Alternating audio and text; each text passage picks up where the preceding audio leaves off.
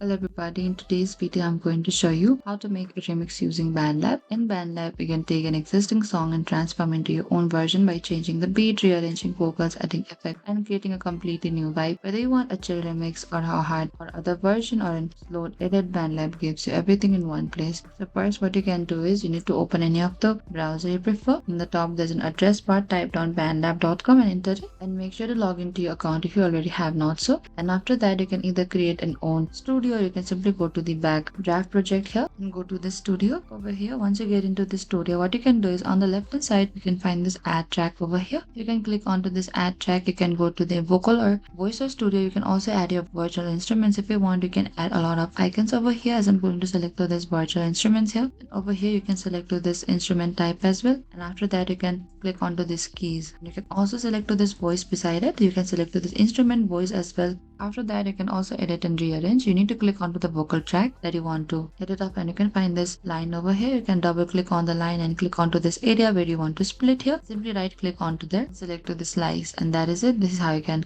split the chord parts, split the parts of the song as well, and that is it. Thank you for watching this video. I hope I could help you how to make a remix using BandLab. If you have any queries or confusion, please comment down below and we will reach out to you very soon.